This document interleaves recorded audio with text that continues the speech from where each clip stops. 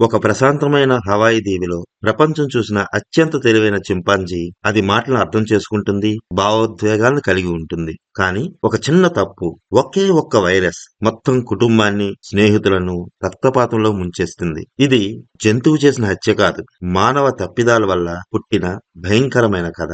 ఈ రోజు మనం ఈ వీడియోలో ఎక్స్ప్లెయిన్ చేసుకోబోయే మూవీ ఇదే. Movie name primate. ఇది ఒక హర్రర్ మూవీ. నా సబ్స్క్రైబర్స్ కు, ఈ వీడియో చూస్తున్న మీకు కృతజ్ఞతలు తెలియజేసుకుంటూ కథలోనికి వెళ్తున్నాను. హవాయిలోని ఒక రిమోట్ ఏరియాలో డగ్ లాంబర్గ్ అనే వెటర్నరీ డాక్టర్ ఒక చింపాంజీ ఉన్న ఎన్క్లోజర్ లోకి వెళ్తాడు. అకస్మాత్తుగా ఆ చింపాంజీ అతని మీద దాడి చేసి అతని ముఖాన్ని చీల్చేసి చంపేస్తుంది. కట్ చేస్తే ఈ కథ 36 గంటల ముందు స్టార్ట్ అవుతుంది. లూసీ పిన్ బరో చాలా సంవత్సరాల తర్వాత తన హోమ్ టౌన్ హవాయికి తిరిగి వస్తుంది. ఆమెతో పాటు కేన్, నిక్ అనే ఫ్రెండ్స్ కూడా అక్కడికి వస్తారు. అయితే సడన్ గా హన్నా కూడా అక్కడికి వస్తుంది. తనతో పాటు విమానంలో పరిచయమైన ఇద్దరు అబ్బాయిలను కూడా అక్కడ తీసుకొస్తుంది. వాళ్ళలో ఒకడు డ్రూ, రెండో వాడు బ్రాడ్. లూసీ ఇల్లు అంటే కొండ అంచులో నిర్మించిన ఒక అద్భుతమైన డిజైనర్ హౌస్. లూసీ తండ్రి ఆడమ్ ఒక ప్రసిద్ధ రచయిత, కానీ ఆయన చెవిటివాడు. సైన్ లాంగ్వేజ్ లోనే మాట్లాడతాడు. లూసీ వాళ్ళ సిస్టర్ ఏరియన్. ఈమెకి అక్కంటే చాలా ఇష్టం. చాన్నాళ్ళుగా అక్క ఇంటికి రావట్లేదని బాధపడుతూనే ఉంటుంది. ఇక్కడే మనకు ఒక అసలైన ట్విస్ట్ ఉంటుంది. అదేంటంటే ఈ కుటుంబంలో బెన్ అనే చింపాంజీ కూడా ఉంటుంది. దీనికి లూసీ తల్లి ట్రైనింగ్ ఇచ్చింది. ఆమె ఒకప్పుడు లింగ్విస్టిక్ ప్రొఫెసర్. ఆమె ఈ బెన్ కు టాబ్లెట్ సౌండ్ బోర్డు ద్వారా మాటలు అర్థం చేసుకునేలా ట్రైనింగ్ ఇచ్చింది. బెన్ ను చూసిన లూసీ ఒక టెడ్డీ బేర్ ను బెన్ కు గిఫ్ట్ గా ఇస్తుంది.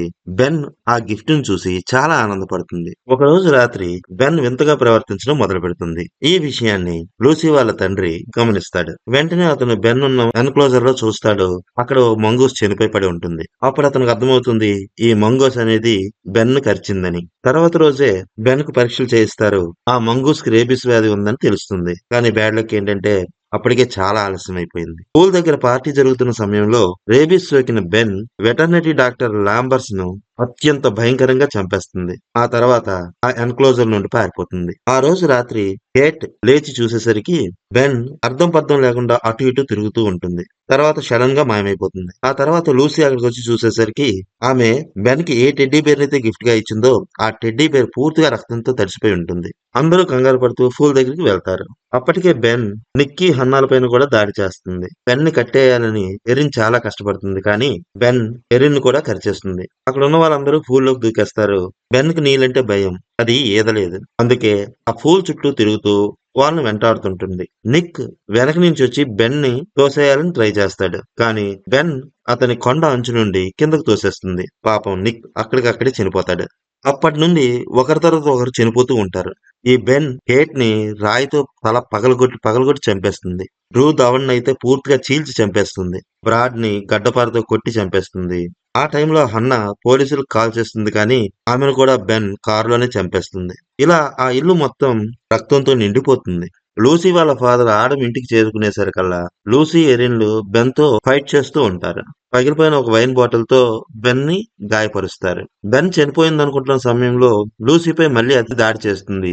లూసీ, బెన్ ఇద్దరు బాల్కనీ నుండి కింద పడిపోతారు. ఆడమ్ చివరి క్షణంలో లూసీని కాపాడతాడు. బెన్ మాత్రం విరిగిన కుర్చీ కాలు గుచ్చుకొని చనిపోతుంది. అన్ని సినిమాల క్లైమాక్స్ లో జరిగినట్లుగా ఈ సినిమాలో కూడా లాస్ట్ కి పోలీసులు, డాక్టర్లు అక్కడికి చేరుకుంటారు. గాయపడిన ఎరిన్ ను హాస్పిటల్ కి తీసుకుపోతారు. ఆడమ్, లూసీలకు ఫస్ట్ ఎయిడ్ చేసేస్తారు. అక్కడ కూర్చొని ఆడమ్ లూసీతో నువ్వు ఎప్పుడూ ఒంటరిగా ఉండవు అని అంటాడు. చివరిలో ఓ పోలీస్ ఆఫీసర్ ఆ బెన్ తాలూకా సౌండ్ బోర్డ్ ని ఆన్ చేస్తాడు. అందులో ఒకే ఒక వాక్యం వినిపిస్తుంది. అదేంటంటే లూసీ బ్యాడ్. అంటే బెన్ లో ఇంకా ఏదో భావోద్వేగం మిగిలిపోయిందన్నమాట. బెన్ జంతువైనా తనలో కూడా భావోద్వేగాలున్నాయి. కానీ మనుషుల తప్పిదాలే దానిని రాక్షసుల్లా మార్చాయి అనే భావనతో ఈ మూవీని ముగిస్తారు.